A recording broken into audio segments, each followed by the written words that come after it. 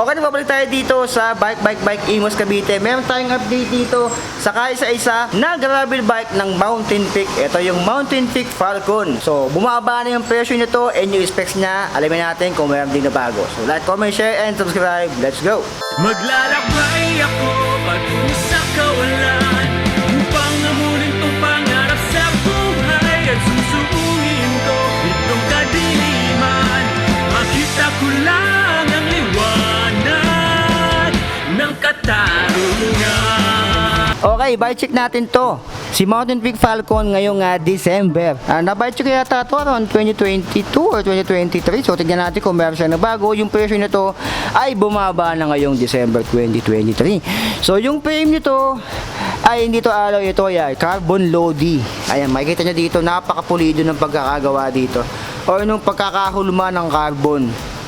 Ayan. Kung hindi ako nagkakamali, ito lang yung kaisa-isang kulay nitong Mountain Peak sa Falcon na to. Kasi hindi yata sila naglabas ng may pula ng Mountain Peak. All black lang talaga siya. Kita ka dito, matte. Napakakinis tignan. Nasa baba yung branding, yung Mountain Peak. Medyo mataba lang talaga yung down tube nito. Yung lagayan natin ng beer, meron sa kanyang down tube and pulutan sa kanyang seat tube. Yung minabudget natin, size 47 and yung material nandito pala. Ayan, carbon na T700 yung ginamit dito. Ayan, iba-iba kasi yan. May 700, may T800, T900, T1000. So, napakadami. Pero ito ay T700 yung ginamit niya. Sa baba, meron ditong mga aning-aning yung style niya. And the 5 Newton meter yung higpit yata nito yan. Kasi yung carbon to sa taas. Nandito yung Falcon. Ayan, Falcon 3000. Nandito sa taas. Parang hindi ko matandaan kung meron to last time na ganito eh. Parang nandito lang yung Falcon niya dati. Nung na-batch ko siya. Ayan, Falcon. 3,000. Ibig sabihin, pag 3,000, ito ay naka Shimano Sora R3000. Para din sa mga Rexton. Yung Rexton kasi R3000, R7000, R8000. Sora, 105 and Chagra yun. Eh, nandito yung adjust na kanyang seat post. Ayan.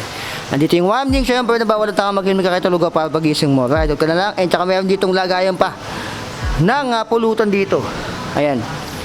Meron pang slot doon.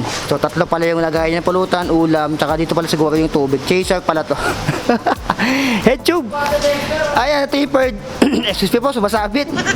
Tapered yung head tube. Eh, pansin ko sa Falcon. Ayan, ang dami ng kanto. Ay, may kanto dito, may kanto dito.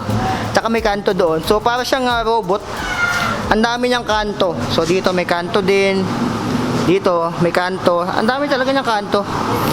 Si Mountain Peak Falcon. So, yung FT nito, Shimano Sora. Ito yung nakakabit na doon.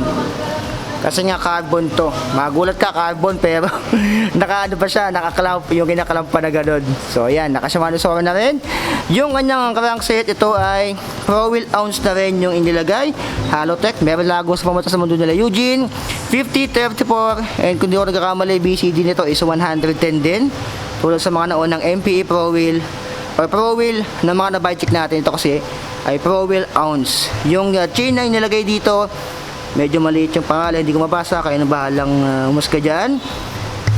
Dito tayo sa kanyang abdi. Yung abdi niya si Shimano Sora din, R3000.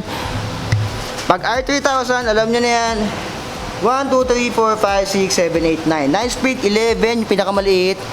Ito naman, pinakamalaki niya ay 32 teeth. Ayan, napakalinaw and cassette na rin yan. Yung hub nito, wala siyang brand eh. Pero tingin ko alloy seal bearing na to, pero tignan nyo yung ano, or pakinggan nyo yung tunog nito. Medyo may ano siya eh. Oh. Medyo may ingay. Parang wala siyang brand, no? Pero may ingay siya. O yun, no? Tsaka dito na tayo sa likod. Papakita ko sa inyo. Ayan, baka medyo mag-against the light lang siya dito. Ito ay 140mm. Naka-floating rotors na rin yan. And kung mapapansin nyo sa likod, ayan, ito ay naka-cable actuated hydraulic na rin. Fan na pala yung nilagay dito eh. Oh. Ayan, fan. Ayan. So, pag cable actuated hydraulic, alam nyo na yan, yung hatak nyan ay cable pa. nandito yung hydraulic niya. Yung piga niya yung hydraulic time. Meron kasi itong full hydraulic, mas mahal kasi yun. Wala ng cable yun. Ito ay naka-cable actuated hydraulic pa. Yung hatak niya ay pa-cable. Gagamit yung cable, and yung biga niya, nandiyon yung hydro. Ito oh. Ayan, yung piga niya, yun yung hydro. Nandito. Ayan, 140mm, and naka-triaxle na rin. Balik tayo dito sa harap. Ayan, dito tayo sa kanyang seat post. Ito yung seat post na hindi ko maintindihan yung size. T700 din yung ginamit dito. Ayan yung size niya, hindi ko talaga maalam kasi nga madami din kanto. Ayan, so comment down below kung alam niyo yung sizes ng ganito. Parang aero din to eh. Mahirap hanapan ng masabi talaga. Mahirap hanapan ng mga ng mga sizes ng ganito mga klaseng Ayan, saka may bilang para sa likod, may mga levels. Ayan, carbon T700 yung frame, carbon T700 din yung kanyang seat post. May reflector siya. Dito naman tayo sa taas. Ayan, yung upuan nito. Wala siyang burnt pero maganda yung quality. Malambot-lambot na rin. Yung kanyang fork naman, ayan, carbon T700 din. Yung inilagay dito, carbon na T700. So, naka pala to, T700 yung frame, fork, and yung kanyang seat post. So, sa unahan din, parehas lang, 32 yung spokes, double alloy rim, yung hub, alloy silver, pero feeling ko, wala talaga siyang burnt, pero maganda eh. Yung gulong, CST pala yung ginamit. Nakalimutan kong manggitin. Ito pala ay naka 700. Hanapin natin yung size Naka 700 by 38C ito kung di ako nagkakamali. Ay, 40C pala. Sorry. Ayan, 700 by 40C. Ayan, so naka 700 by 40C. Ito yung 40C sa likod. Ayan, para makita nyo rin. So, yan yung 40C sa likod. Medyo maluwang pa. So, nasa inyo kung papalitan nyo pa yan. Sa harap, ito yung 40C. Ayan. Saka may barrel adjustment din pala to dito. Ayan yung 40C sa harap. Ayan. Carbon Lodi. So, dito rin, 140mm floating rotors, and naka-cable actuated hydraulic din dito. Ayan. So, yung hatak niya ay mechanical. Itong kable, yung hydro niya nandito sa piga niya. Ayan, sa ilalim. So, dito naman tayo sa kanyang stem. 100mm yung stem niya. Mahaba-haba to. And yung headset, ito feeling ko mga siguro silver na rin yung ganito. Wala lang siyang brand eh. Dito tayo sa kanyang grab bar. Ayan, 420mm. May pagka-flared ng konti. Ayan. So, medyo flared yung niya. Pag ganun. Medyo open wide. Relaxing yan pag nag-ride ka. And alloy na rin to. And yung kanyang brake and shifter ay Shimano Sora. Ayan. O yung kanyang STI ay Shimano Sora na rin. So yung timbang, sayang hindi ko matitimbang kasi nga to eh. Ang gaan niya, carbon eh Ay, feeling ko nasa lang to, around 10. Feeling ko 10 kg or 9. Nasa ganun lang siguro yung timbang nito. Kasi carbon Lodi eh. Ang gaan talaga niya, carbon yung frame, carbon yung fork, carbon yung kanyang seat post dito, carbon T700 yung material. And naka-Halotech na rin, naka Shimano Sora, yung FD, RD, and STI, naka 1132 teeth, naka floating rotors pa, naka cable actuated hydraulic. Wala ka na halos i-upgrade dito, siguro yung tuhod mo na lang. And kung gusto mo pang dagdagan to ng speed, gawin mong 105, nasa sa'yo, or Chagra, or DI2, nasa sa'yo na, ikaw na bahala.